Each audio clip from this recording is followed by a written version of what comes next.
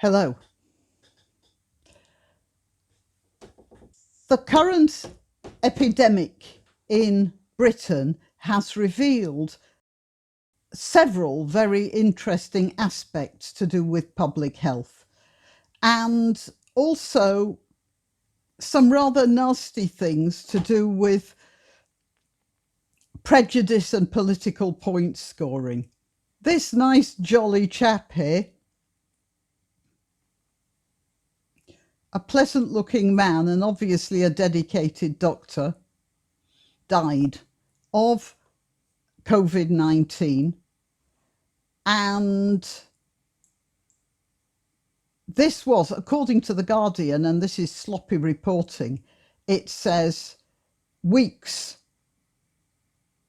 after. Weeks after is not a, you're a reporter. Find out when that letter was sent. Don't just do weeks after because you're too lazy to find out. We don't know when he sent this letter, but he sent a letter to the Prime Minister saying that there wasn't enough personal protective equipment for frontline staff, for people actually hands-on with the patients. So it's referred to as PPE, and I might refer to it as that later on in the video. Last month, he wrote a Facebook message to Boris Johnson. A Facebook message? That's nonsense.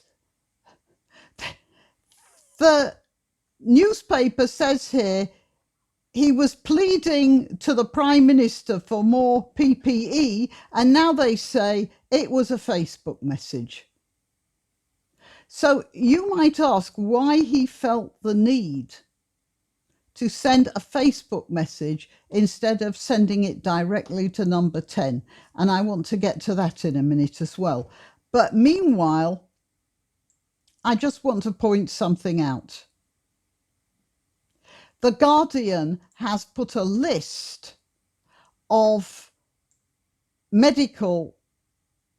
doctors, not nurses, of doctors from a BAME background. That's a black and ethnic and minority ethnic background. So they've separated him and some colleagues out to start with, which I find absolutely disgraceful. So this has exposed something in The Guardian. They're not worried about people dying from this virus when they're trying to look after sick patients. They're just talking about BAME people dying. And that's wrong. That's so very wrong. Anyway, they give this list. It turns out 19 people have died. And so this is a pretty large slice of them here.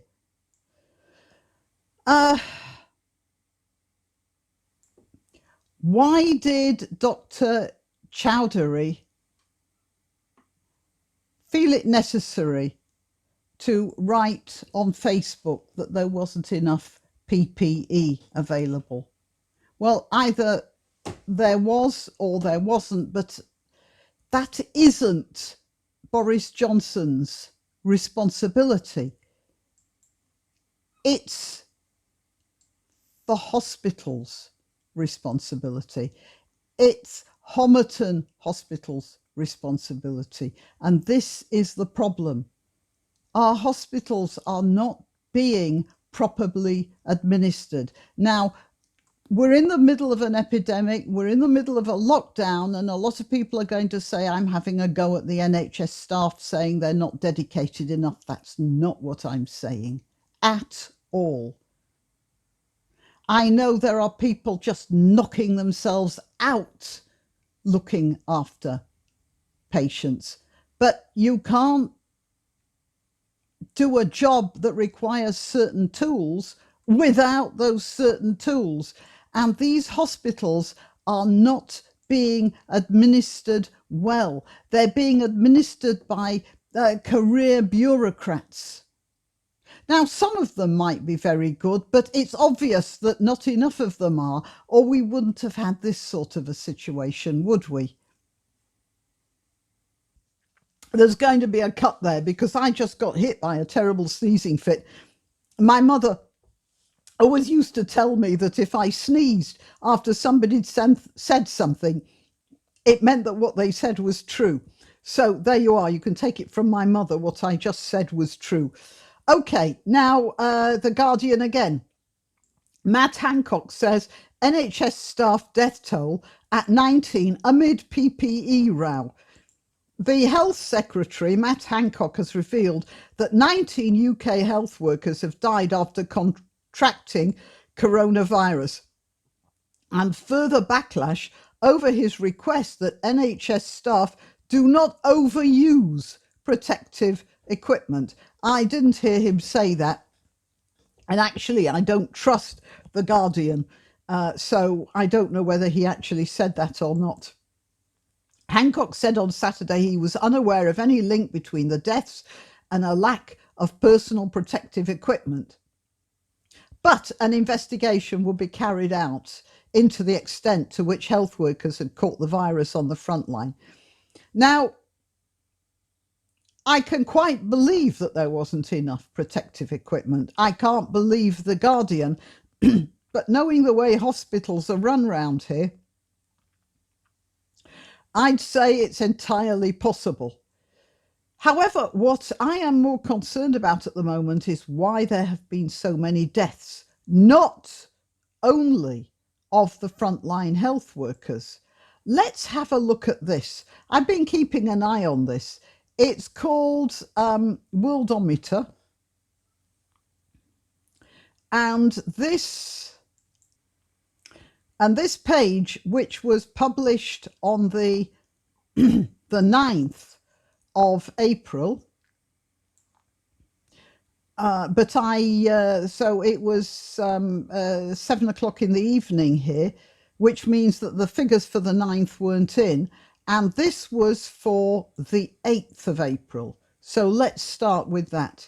Italy, which we know is in a bad way, it was one of the first to be hit, and it was complete chaos there. There were 139,000 cases and 17,000 deaths. Germany had 113,000 cases and 2,349 deaths.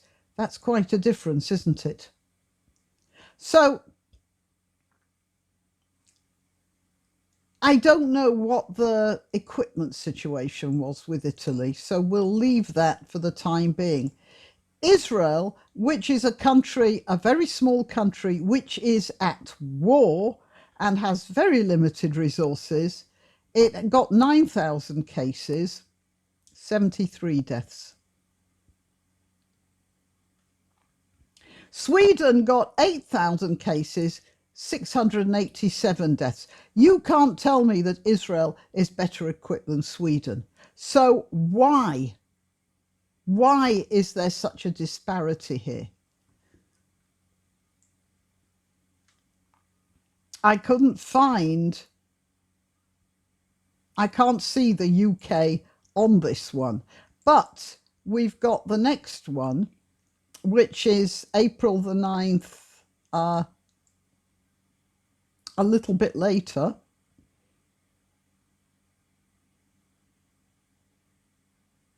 And here we have 65,000 cases with 7,000, well, nearly 8,000 deaths. Why are these figures so high? UK, 65,000 cases, 7,000 deaths. Israel, 9,000 cases, 86 deaths. And Germany, 115,000 cases, 2,451 deaths. Why this disparity? Just look at the difference. That's double the numbers of people with coronavirus and triple the numbers in the other direction. This should not be happening. Let's have a look at the next date. This is the 10th. I took this on the 10th and in the morning, and it was the 9th of April. So, you know, it's for the yesterday figures on the 10th. And here we are. Italy, 143,000, 18,000 dead. Germany, 118,000, 2,500 dead. UK, 65,000, nearly 8,000 dead. Let's have a look at Israel. 10,000, 86,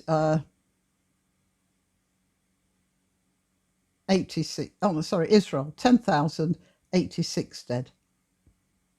Now, Sweden still, and this is an interesting figure because Sweden is not observing a lockdown.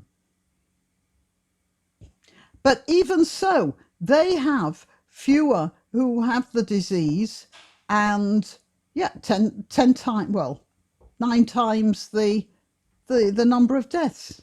And I want to know why Israel can compare so well against Sweden. This has obviously nothing to do with resources and something to do with the way they're giving the medical care or how they're allocating their resources. Let's have a look at this. This was today, April the 11th, for April the 10th. Okay, April the 10th, 143,000 cases in Italy, 18,000 dead. Germany, 118,000, 2,600 dead. UK, 65,000, 8,000 dead. The figures haven't changed that much. Israel, just under 10,000 cases, 86 dead. Sweden, still 9,000 cases and 793 dead. Figures haven't changed that much in this thing. But that's not really the point. The point is some countries like Germany and Israel are doing better than other countries like Italy. Italy, that was a terrible shock. I mean, Italy was the country that rang the bell for everybody else. So I don't actually blame Italy that much. But I do blame the United Kingdom. We've had plenty of warning and we have fewer cases and yet more deaths, many more deaths. And Germany also has a very high immigrant population. You can't say that there's a difference in composition, a racial or cultural difference that might have caused the problem. This says to me the hospitals are not being properly administered. I haven't included America because that came rather late to the party, but it seems to be catching up quite quickly. Nearly 500,000 people have it now, and there have been 16,000 dead. And that's not very good, is it? Deaths per million at the moment in America, that's 50. In Italy and Spain, it's about 300. In Germany, it's 31. In the UK, it's 118. And in Israel, it's 10. 79 in Sweden. Which is actually, yeah, America's doing pretty well. But then, as I said, it's a bit late to the party at the moment. We've got to think why. Well, there are a couple of things that could come out of this to everyone's benefit. And I'm talking about from the point of view of Britain. And one of them is the way the police are organised. When we can look at what happened, we can look at the way the police went completely mad during this period and tried to turn themselves into some sort of a arbitrary dictatorship, and something has to be done about that. And perhaps we mustn't forget that when the dust has settled here. That's the first thing. And the second thing is why our hospitals are so badly administered, that there isn't the proper equipment, and that they're losing patients so quickly and in such quantities, considering the amount of money the government does pump. It's no use these leftists saying, Boris the Butcher, he's not putting all these cuts. There have been no cuts. The NHS gets steadily rising amounts of money all the time. There are no cuts. What's happening is the money is being wasted somewhere along the line, and we've got to find out where. And if anything good comes out of this crisis, perhaps we could look into that as well. Although, you know what, there are so many vested interests in the NHS. I don't have any starry-eyed hope for that. Now, as for the USA, I just want to point something out. You don't have a national health service of any sort. And it's wrong. A lot of the people who are dying in your country are dying because they have medical conditions that could have been dealt with if they had proper medical insurance. A healthy country needs healthy people, even the poorest, and you're not living up to your responsibilities, America, to look after your poorest medically. And you can talk about people not being provident, not taking insurance. Well, sometimes that's not so easy, especially if you're doing casual jobs. And maybe you can start thinking about that too. This virus, this pandemic could be a complete disaster for the world, or it could be a wake-up call for a lot of things that we've got over complacent about. And we have to look to that sort of future. All right. And there is one more thing I want to say, and it's to do with freedom of speech. Apparently, about 3 years ago, there was a dry run of an influenza epidemic in Britain. And the hospitals made such a hash of it that the results were not released. It was a state secret. I've just been reminded of it. I'll find a news article and I'll put it up when I edit the video. Again, if there'd been some clarity, if there'd not been this obsession with hiding things from people, then maybe we wouldn't have these sorts of figures here. But what they were worried about was the vested interests in the hospital. And, well, we've just got to... The deaths that have happened should not be in vain, especially the deaths of those dedicated people who are nursing coronavirus victims and putting their lives on the line to do so.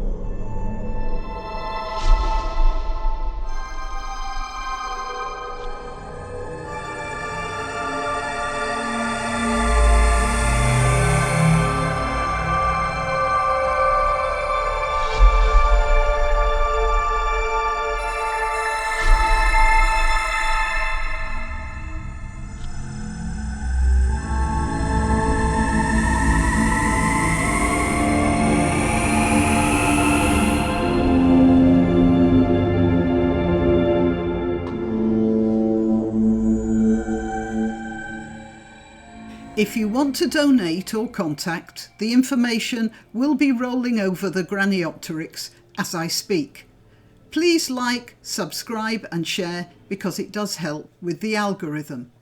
If you visit my channel on YouTube and one day discover that I've disappeared without warning, you'll still find me on BitChute or Minds. Just go to either of those platforms and do a search for Graniopteryx. If you're already watching this on BitChute or Minds, good for you. Meanwhile, if you're watching this on YouTube, remember that you must keep checking the subscribe and bell icons because occasionally they reset. Till next time.